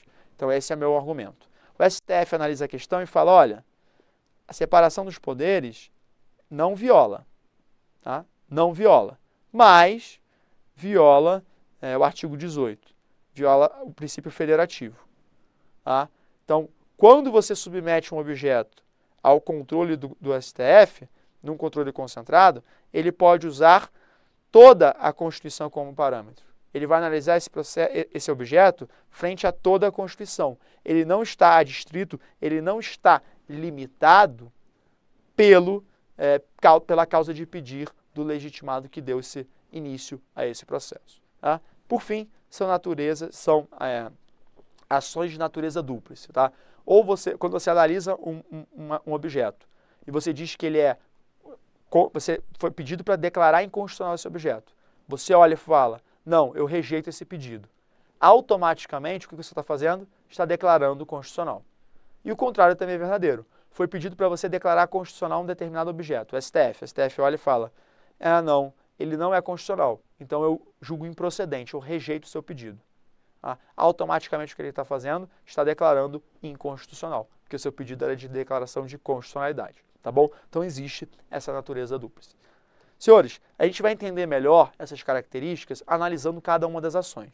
E agora sim, a gente entra na ADI. A ADI eu vou gastar mais tempo, porque muito do que eu falar na ADI vai se repetir para as demais ações, tá? Então nosso maior tempo aqui nessa reta final vai ser utilizado com a ADI, tá certo? Senhores, a ADI, tá? Está previsto no artigo 102.1a da Constituição Federal, tá? E também é trabalhada pela Lei 9.868 de 99. Competência para julgar, STF, controle concentrado, tá bom? STF, controle concentrado. Qual que é o parâmetro de controle dessa ADI? Qual que é o parâmetro? Todas as normas constitucionais, expressas ou implícitas, constantes da parte permanente ou transitória. Tá? Isso aqui é uma definição mais ampla desse parâmetro de controle de ADI. Mas vamos melhorar isso? Vamos deixar mais claro, para a gente não esquecer nunca mais? Vamos lá. Senhores, o parâmetro entra no parâmetro do controle de uma ADI o quê? Primeiro ponto, corpo permanente da Constituição, do artigo 1º até o artigo 250 da Constituição Federal. Não há dúvida de que esse corpo permanente inteiro ele pode servir como parâmetro de uma ADI. Combinado? Corpo permanente, tranquilo, né? A gente não tem muita dúvida quanto a isso. Segundo ponto, ADCT. O ADCT, o Ato das Disposições Constitucionais Transitórias, possui força normativa. O STF é tranquilo ao afirmar que o ADCT possui força normativa. Então, senhores, o ADCT ele vai poder servir de parâmetro de controle em uma ADI. Qual que é o cuidado que a gente tem que ter em relação ao ADCT? Faço uma observação. Qual que é o cuidado? Que algumas normas do ADCT já tiveram sua eficácia exaurida. Ou seja, elas já cumpriram sua missão, já produziram seus efeitos e exauriu-se essa sua eficácia. Ela não produz mais efeitos. Então veja que essa norma do ADCT de eficácia exaurida, que já acabou, já produziu seus efeitos, que era uma norma de transição, agora ela não serve mais, porque ela já produziu os efeitos, essas não vão poder servir de parâmetro. Mas não vão poder servir não porque o ADCT não tem força normativa, mas porque elas próprias já produziram seus efeitos e já se exauriram. Tá bom? Outra questão que é sempre muito perguntada, tá? Pode servir de parâmetro ou não. Tratados de direitos humanos aprovados em tratados internacionais de direitos humanos, aprovados pelo procedimento de emenda à Constituição, artigo 5º, parágrafo 3º. Esses tratados aqui, eles vão poder servir de parâmetro de controle. Tá? Por quê? Porque eles funcionam aqui como se fosse uma emenda. Como se fosse uma emenda à Constituição. O procedimento de alteração deles é o mesmo de emenda. 3/5, votação dupla, né? Votação 2 vezes, a votação em cada casa, tá certo? Então, senhores, aqui nós temos o que serve de parâmetro na nossa ADI. O que não serve? Eu disse o que serve, o que não serve? Primeiro, preâmbulo. O preâmbulo não serve. Por que ele não serve, professor? Porque o STF não reconhece força normativa ao preâmbulo. Fala, olha, preâmbulo não tem força normativa. Ele pode servir, quando muito, de reforço argumentativo. Tá? De reforço argumentativo pode, mas ele não tem força normativa. Se não tem força normativa, não pode servir de parâmetro de controle. Tá? Regimento interno de casa legislativa. Senhores, nós sabemos que existe a inconstitucionalidade formal, que é aquela que houve uma violação ao processo legislativo, e uma inconstitucionalidade material, que é aquela que é uma violação substancial ao conteúdo da própria Constituição. Tá? Então, são essas duas formas, essas duas modalidades de inconstitucionalidade que nós podemos ter, a formal e a material. Na formal, senhores, quando a gente diz que viola o processo legislativo, nós estamos dizendo que viola o processo legislativo que está previsto na Constituição. Então, veja, a Constituição, ela traz lá o processo legislativo. Você precisa de o quórum de tanto, tem que voltar para casa, tem que ser promulgado pelo fulano de tal. Então, ela prevê aqui as regras de processo legislativo. Se você edita uma lei em contrariedade com esse processo legislativo da Constituição, ela é inconstitucional. Não é constitucional? Ela é inconstitucional. Só que, veja, o regimento interno da Casa Legislativa, ele é recheado de regramentos também sobre o processo legislativo. Então, veja que esse regimento interno também tem regras de processo legislativo. E o que acontece se essa lei, esse ato normativo, ele foi editado em meio a um processo legislativo em que houve uma violação desse regimento interno da Casa Legislativa que não está previsto na Constituição. Olha, violei uma norma que é exclusivamente constante de um regimento interno de uma Casa Legislativa. Isso gera uma inconstitucionalidade formal? Não gera. O regimento interno da Casa Legislativa não tem status de norma constitucional. Ele não pode servir de parâmetro de controle de uma ADI. O STF é tranquilo ao afirmar isso. Normas exclusivamente regimentais de uma Casa Legislativa não podem ser utilizadas como parâmetro de controle, porque o parâmetro de controle é a Constituição. Se essa norma reproduzir uma norma que está na Constituição, aí vai servir. Mas não é nem ela mesma que serve. Você consegue perceber que é a própria Constituição? Então veja, quando a gente fala em constitucionalidade formal, a gente está dizendo em uma violação ao processo legislativo previsto no próprio texto constitucional. Previsto no próprio texto constitucional. Então, regimento interno da Casa Legislativa não serve de parâmetro de controle. Eu ainda vou adicionar um aqui, que também pode gerar dúvida, que são os tratados internacionais de direitos humanos que não foram aprovados pelo regramento do artigo 5º, parágrafo 3º da Constituição Federal. Veja, os tratados internacionais de direitos humanos, eles podem ser introduzidos no nosso ordenamento jurídico por duas formas, por dois procedimentos. Primeiro procedimento, o que está na Constituição Federal, no artigo 5º, parágrafo 3º, que é o procedimento idêntico ao de uma emenda, 3/5, votação dupla em cada uma das casas, 2 turnos de votação. Nesse aqui, quando esse Tratado Internacional de Direitos Humanos ele é internalizado por esse procedimento do 5º, parágrafo 3º, ele funciona como uma emenda à Constituição. Então, ele serve de parâmetro. Agora, esse Tratado Internacional de Direitos Humanos, ele pode ser internalizado no Brasil por um procedimento idêntico à edição de uma lei ordinária, com quórum de maioria simples, de aprovação, nada de 3/5. E nesse caso, esse tratado aqui, ele não funciona como parâmetro de controle de constitucionalidade, porque ele não é a norma constitucional. Ele não foi editado formalmente por um procedimento de edição de normas constitucionais. Combinado? Então aqui, corpo permanente, ADCT, o que não tiver eficácia exaurida, e tratados internacionais de direitos humanos introduzidos pelo procedimento de emenda, o procedimento do artigo 5º, parágrafo 3º, servem como parâmetro. Tranquilo. Preâmbulo, normas internas da Casa Legislativa, tratados internacionais de direitos humanos que não foram introduzidos pelo procedimento do artigo 5º, parágrafo 3º, não servem. Fechado? Esse é o nosso parâmetro de ADI. Falamos do parâmetro, vamos para o objeto. Vamos para o objeto. O que pode ser objeto de controle em uma ADI? Artigo 102, 1A da Constituição Federal vai dizer o que para a gente? Lei ou ato normativo federal ou estadual. Lei ou ato normativo federal ou estadual, que vai poder ser. E aí eu tenho várias observações sobre esse objeto de controle. Primeiro ponto, o adjetivo normativo,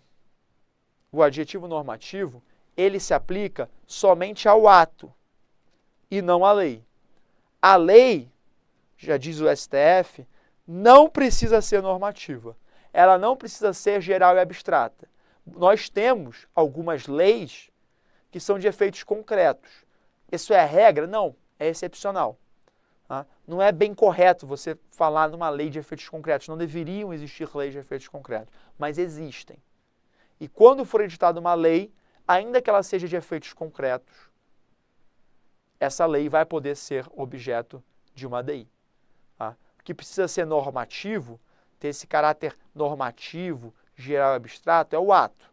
O ato precisa comprovar que ele, de fato, ele está ali normatizando alguma coisa. Agora, a lei sempre vai poder ser objeto de ADI. E quando que isso mais me aparece na prova? Quando que eu tenho que ficar mais ligado? Nas leis orçamentárias.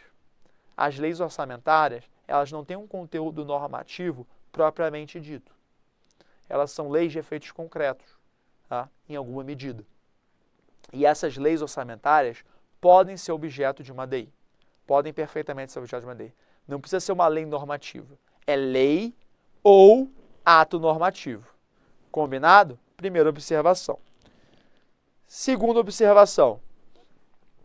A gente viu que para caber numa ADI federal, você tem que ser uma lei ou ato normativo federal ou estadual. E os distritais? Nós vimos ontem, tá? Quem está nos acompanhando, nós vimos na nossa última aula, melhor dizendo, né, que o Distrito Federal, ele aglomera, ele conjuga a competência estadual e a municipal, porque ele não se divide em municípios. Lembram? Artigo 32. Ele não se divide em municípios. Então, ele vai juntar as competências estadual e municipal. Ele junta essa competência. Tá? E aí fica a dúvida. E as leis distritais? E os atos normativos distritais?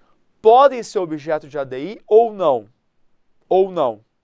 Tá? Porque lei estadual e ato normativo estadual pode, mas e o distrital? Pode ou não pode? Senhores, Supremo Tribunal Federal, quando o Distrito Federal atua em competência estadual e edita uma lei ou um ato normativo distrital em competência análoga estadual, pode caber ADI. Agora, se a lei distrital ou ato normativo distrital foi editado em competência municipal, análoga à municipal, não pode ser objeto de ADI. O que a gente tem que fazer então? Olhar para essa lei distrital ou esse ato normativo distrital e ver, foi editado em competência estadual ou municipal? Se for estadual, cabe ADI. Se for municipal, não cabe ADI. Professor, você tirou isso da cabeça? Não. Tem um enunciado de súmula. Súmula 642 do STF, expressamente afirmando isso.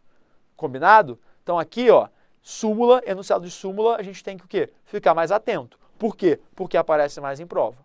Tá? Próxima observação. Observação número 3, tá, senhores? Isso aqui é uma observação um tanto quanto ação direta de inconstitucionalidade, né? Um tanto quanto óbvia. Por quê? Porque se o objeto, ele foi editado, o objeto de controle, ele foi editado antes do parâmetro, ou seja, essa lei ou ato normativo foi editado anteriormente à Constituição Federal de 88. Ou, se o parâmetro for uma emenda à Constituição, por exemplo, foi editado antes dessa emenda. Ou seja, o parâmetro de controle, a norma que a gente vai usar como base para realizar esse controle de constitucionalidade, ela foi editada depois desse ato. Depois. Nesse caso, a gente fala propriamente em controle de constitucionalidade?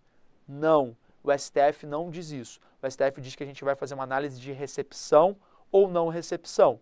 Que o critério aqui que a gente usa é o critério temporal. Lei posterior revoga a lei anterior naquilo que lhe for contrário. E não o critério hierárquico. Entenderam? Então, veja, nessa análise de não recepção ou de recepção, a ADI não tem lugar. A ADI é uma ação do controle direto de constitucionalidade que ela visa justamente analisar a constitucionalidade ou inconstitucionalidade. O legitimado quer declarar inconstitucional aquele ato e não recepcionado ou não recepcionado. Tá? Então, a ADI não se presta a essa análise de recepção ou não. Então, esse objeto, aquilo que vai ser objeto do controle, aquilo que a gente vai querer analisar, né, se é válido ou não, se existe ou não, ele tem que ser posterior ao parâmetro. Ele tem que ser editado depois. O parâmetro foi editado antes e esse objeto foi editado depois. Tá certo? Perfeito. Quarta observação. O objeto de controle, senhores, ele ainda deve estar em vigor. Se ele já foi revogado, tá? Ou se ele teve a sua eficácia exaurida, não cabe para o STF mais a ADI. Não cabe se esse ato já foi revogado. Tá? E mais do que isso, se esse ato ele for revogado no curso de uma ADI, olha, você impugnou um determinado objeto, uma determinada lei, e ela foi revogada, né, antes da gente decidir essa ADI, antes do Supremo Tribunal Federal decidir essa ADI. O que o Supremo Tribunal Federal entende? Em regra, esse processo perdeu o objeto. Em regra, nós temos uma falta de interesse de agir superveniente. Em regra, esse processo vai ser extinto sem resolução no mérito. Uma extinção terminativa desse processo. Por quê? Porque perdeu o objeto. Se ele for revogado, não tem por que mais eu ficar analisando se ele é constitucional ou inconstitucional. Tá? Essa é a regra. Só que nós temos exceções? Sim, temos exceções. E exceção é importante por quê? Porque aparece na nossa prova. Principalmente quando é uma exceção que é feita pelo Supremo Tribunal Federal. É uma exceção jurisprudencial. Tá? Qual que é essa exceção, professor? Vamos lá. Tem alguns casos, são 4 na verdade, né, que estão listados aqui.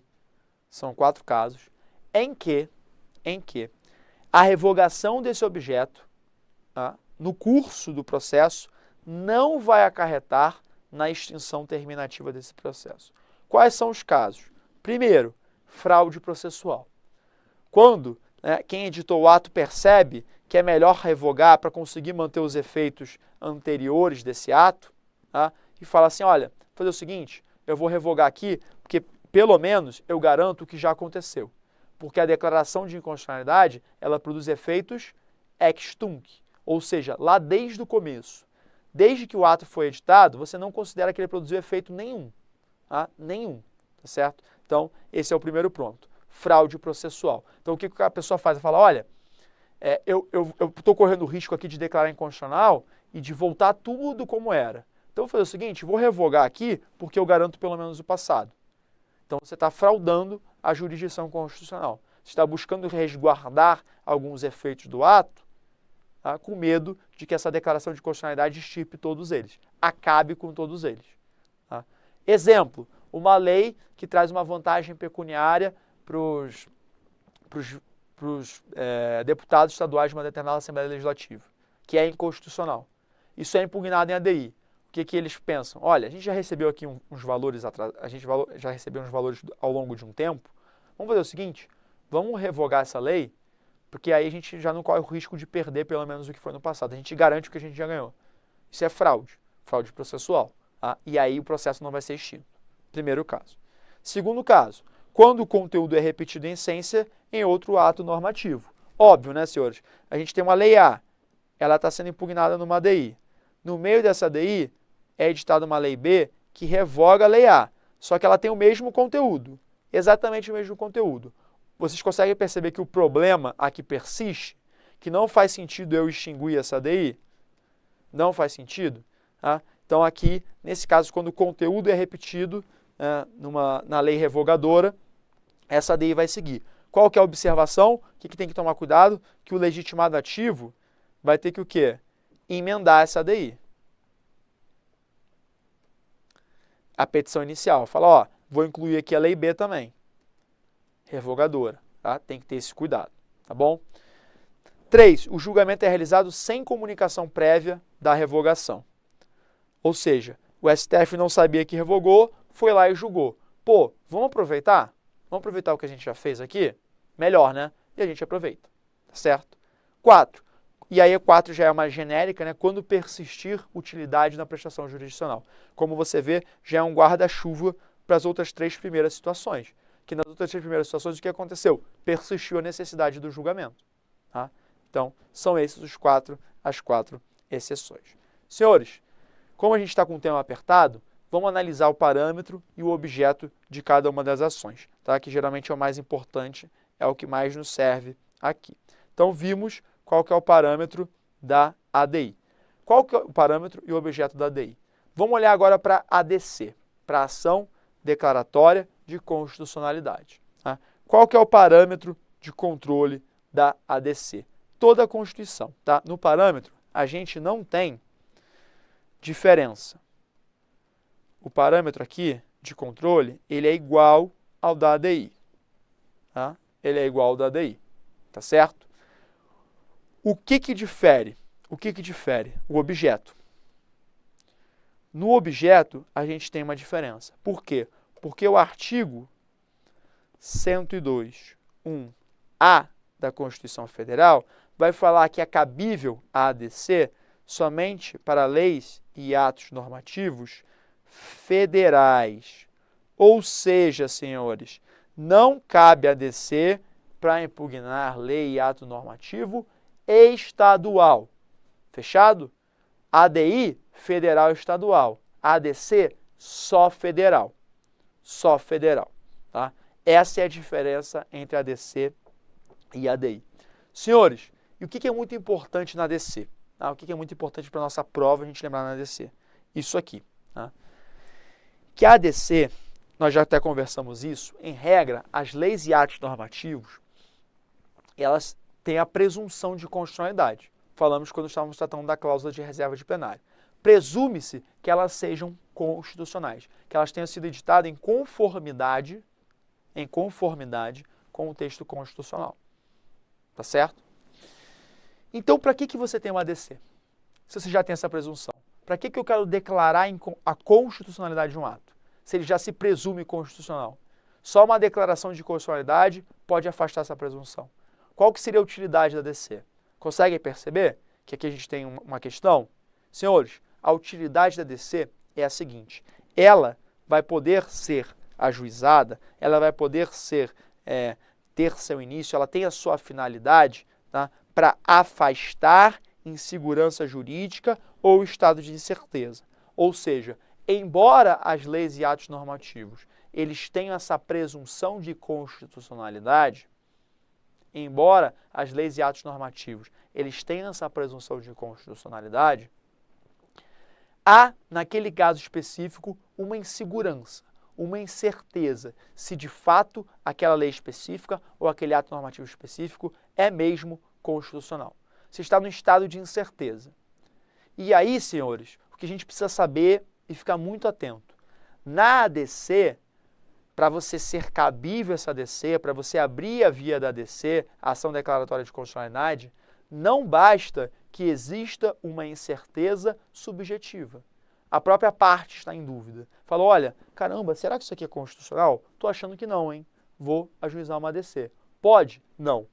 Não basta que essa incerteza seja subjetiva. Não basta que essa incerteza, essa insegurança, ela seja até doutrinária. Tem vários autores que discutem isso. Não basta. Para ser cabível uma ADC, você tem que ter uma efetiva controvérsia judicial. Ou seja, você tem que ter órgãos do Poder Judiciário que estão declarando essa lei inconstitucional. Olha, juízes de primeiro grau, por exemplo, no exercício do controle incidental e difuso, estão declarando inconstitucional. Tribunais estão fazendo isso, respeitando a cláusula de reserva de plenário. Então eu vejo, olha, tem gente que considera constitucional, tem gente que considera inconstitucional, tem juízes declarando inconstitucional essa lei, então eu vou bater a porta do Supremo. Supremo, eu não tenho mais certeza se essa lei, esse ato normativo, é constitucional ou não, porque tem uma efetiva controvérsia judicial. Declara essa lei constitucional, por favor. Eu quero que você declare essa lei constitucional. Eu acho que ela é constitucional, mas tem vários juízes que estão falando que ela é inconstitucional. E isso tem que estar comprovado. Você tem que trazer essas decisões, tá? Essas decisões, esses julgados, na sua petição inicial da ADC, para que isso seja analisado pelo Supremo Tribunal Federal. Combinado? Senhores, ADO. ADO. Qual que é a finalidade de uma ação direta de constitucionalidade por omissão? Tá?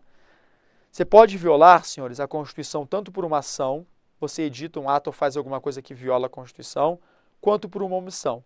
Você deixa de fazer algo que a Constituição determina. Tá? Quando a gente está falando em ADO, a gente está preocupado com a omissão normativa. Ou seja, a Constituição diz que você tem que editar uma norma, ou você precisa da edição de uma norma para dar concretude a essa Constituição, mas há uma omissão. Essa norma ainda não foi editada. Então, a finalidade da ADO é justamente sanar essas omissões normativas que ofendem a Constituição. Senhores, o parâmetro de uma ADO é toda a Constituição? Não. Atenção, não. O parâmetro de uma ADO, vai dizer a doutrina majoritária e tranquila, é no seguinte sentido, olha, você tem normas de eficácia plena, que já exercem seus direitos independentemente de uma intermediação legislativa. Essas normas constitucionais de eficácia plena, elas não precisam ser objeto de uma ADO. Elas não precisam ser parâmetros de uma ADO, perdão. Elas não precisam ser parâmetros de uma ADO. Por que elas não podem ser? Porque elas já produzem efeitos. Elas não precisam de uma norma infraconstitucional para produzir seus efeitos. Então, como é que ela vai servir de parâmetro? Não tem como. Para servir de parâmetro de uma ADO aqui, você precisa o quê? De uma norma constitucional de eficácia limitada. Limitada, ou seja, ela depende da intermediação legislativa para produzir seus efeitos. Ela depende dessa intermediação legislativa para produzir seus efeitos. Tá? Então você tem que, olha, está dependendo dessa lei. Constituição, estou dependendo, norma de eficácia limitada, estou dependendo dessa decisão normativa. E o Congresso não faz nada. Então eu preciso, aí sim faz sentido que essa norma seja parâmetro. Consegue entender? Uma norma que já está produzindo seus efeitos, ela não precisa dessa intermediação legislativa. Então, não precisa, não vai servir como parâmetro de uma ADO. Tranquilo? E qual que é o objeto? A omissão normativa inconstitucional. Tá? A omissão normativa inconstitucional.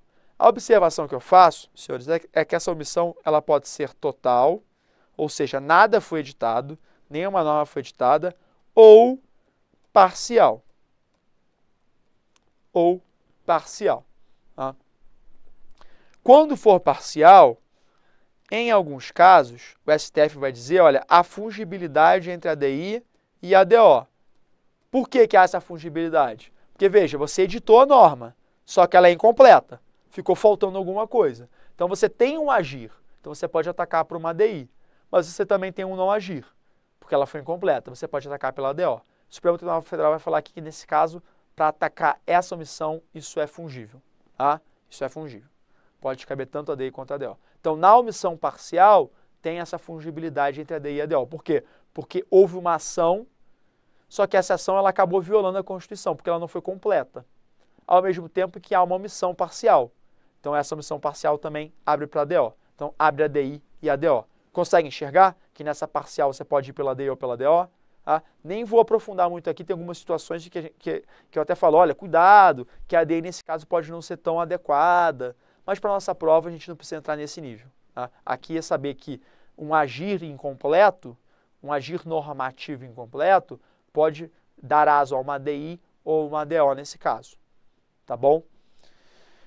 E, senhores, para finalizar a ADO e já entrar na DPF, eu lembro para os senhores que essa omissão, você tem que fazer uma... Para você dizer que há efetivamente uma omissão normativa, você tem que cotejar essa omissão, esse não agir, com o fator tempo, com uma razoabilidade. Porque é óbvio que, olha, a Constituição foi editada hoje. Amanhã, essas leis não vão ter sido editadas, porque tem um procedimento legislativo, tem um tempo para você debater e editar a lei. Tá? Então, para você configurar essa omissão normativa inconstitucional, você tem que ter um tempo razoável. Olha, já passou um tempo razoável para a edição dessa lei, isso não foi feito. Combinado? Senhores, a DPF. Vamos ver o parâmetro e o objeto de controle da DPF para encerrar essa nossa quinta aula, esse nosso quinto encontro desse curso intensivo para delegado de Polícia Civil.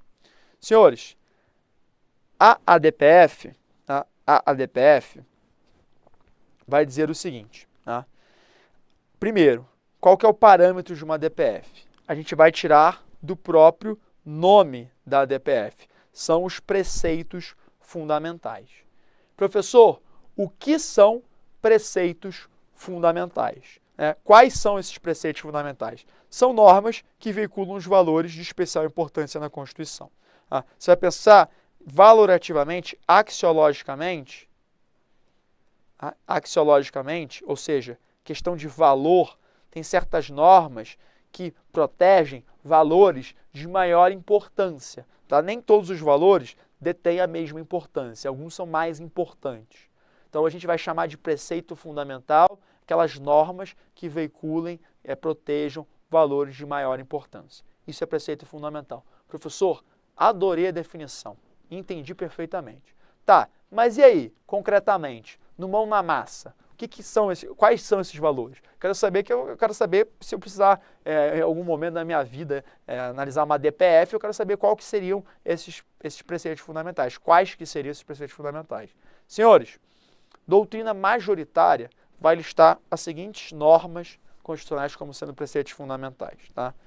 Primeiro, artigos 1º ao 17 da Constituição Federal, que vai trazer os princípios, os objetivos, os fundamentos da República Federativa do Brasil e os direitos e garantias fundamentais. Tá? Então, aqui, artigo 1º ao artigo 17. Tá certo?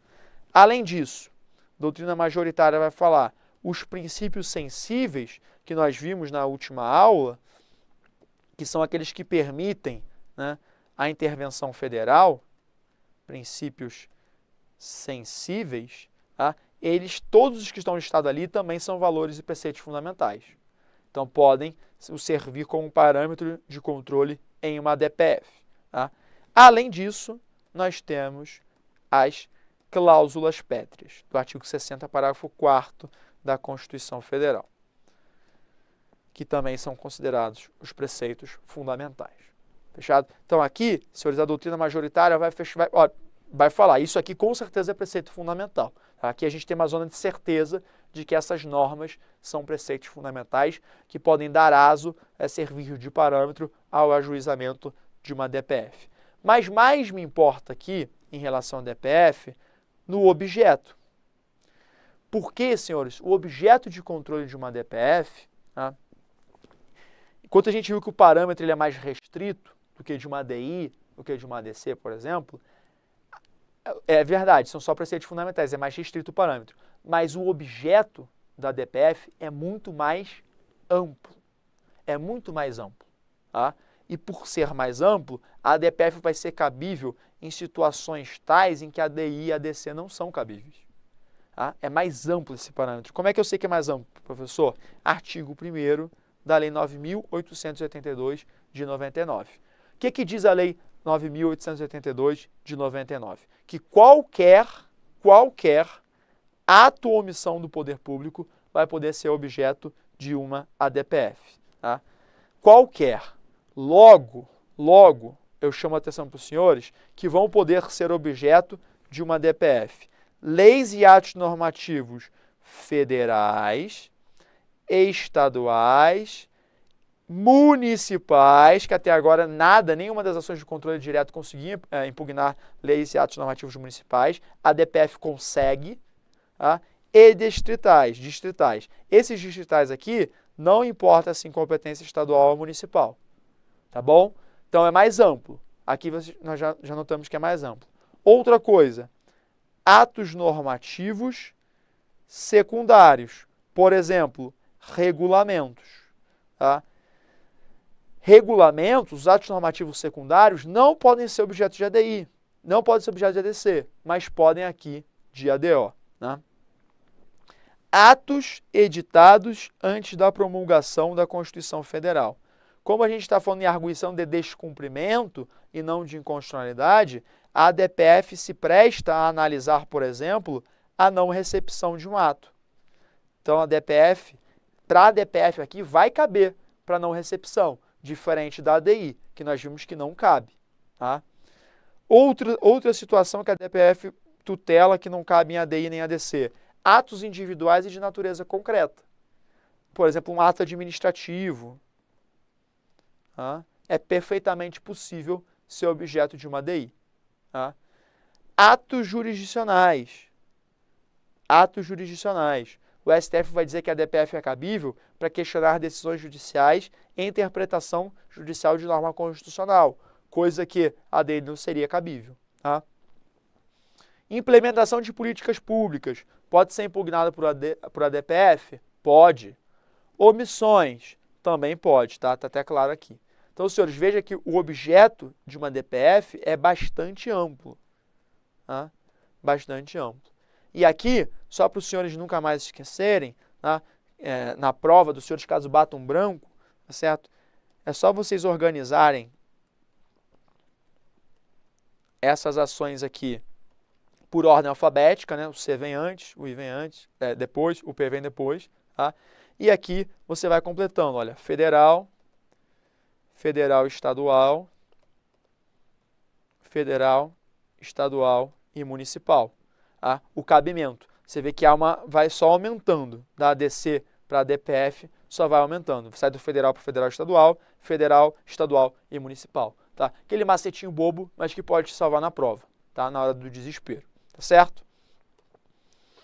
O que não pode ser impugnado por ADPF? O que não pode ser impugnado por ADPF? Primeiro, atos privados. Atos privados não podem, porque são atos do poder público que podem ser. Segundo, Supremo Tribunal Federal, enunciado de súmula vinculante. Enunciado de súmula vinculante não pode. O Supremo diz que possui um procedimento próprio de cancelamento, tá? Então não pode ser objeto de ADPF. Além disso, projetos de lei ou propostas de emenda à Constituição. Tá? Enquanto estiver correndo o projeto de lei ou proposta de emenda à Constituição, a ADPF não é cabível, tá certo? Pedido deduzido de maneira vaga ou genérica. Por exemplo, eu quero impugnar discursos, pronunciamentos, comportamentos do presidente da República, tá? Aí não é cabível a ADPF. Senhores, e aí para fechar de vez realmente nossa questão, passei um pouquinho aqui do tempo, né? Mas é melhor a gente dar toda a aula, dar toda a matéria que a gente precisa para a nossa prova, eu faço uma observação importante, que a ADPF, de fato, ela tem esse cabimento alargado, mas vigora em relação ao cabimento da ADPF, à luz do artigo 4º, parágrafo 1º da Lei 9.882 de 99, o princípio da subsidiariedade. Ou seja, a ADPF só é cabível quando não há nenhum outro meio eficaz para impugnar aquele ato. A ADPF é sempre subsidiária, ou seja, se você tem uma lei federal que está sendo, que você pretende declará-la inconstitucional, cabe a DI. Tá? Então não vai caber a ADPF. Embora em abstrato coubesse também a ADPF, a ADPF é subsidiária. Se já cabe a DI, eu não vou poder ajuizar uma ADPF. Se já cabe uma ADC, eu não vou poder ajuizar uma ADPF. E, veja só, se já cabe uma ADI estadual, o Supremo Tribunal Federal já falou isso, olha, cabe uma ADI estadual, tá? Uma norma de reprodução obrigatória da Constituição Federal. O parâmetro na Constituição Estadual é uma norma de reprodução obrigatória, tá, da Constituição Federal. Cabe a ADI estadual. Dessa ADI estadual, dessa decisão do Tribunal de Justiça, cabe recurso extraordinário para o STF analisar a questão. Então, nesse caso, não cabe a ADPF, porque você já tem um meio idôneo dessa questão chegar ao Supremo Tribunal Federal. Entendeu? Então, a subsidiariedade aqui é muito importante, porque a ADPF ela só entra quando nenhum outro meio eficaz pode impugnar esse ato. O Supremo Tribunal Federal, contudo, aplica o princípio da fungibilidade entre a ADI e a ADPF. Ou seja, ajuizei errado sem querer a ADPF, o Supremo Tribunal Federal fala, beleza, a gente trata isso aqui como se fosse uma ADI, tá bom? E segue em frente. Senhores, encerro aqui a nossa quinta aula. Na sequência e última aula, nós vamos estudar um pouquinho sobre poder legislativo. Até logo!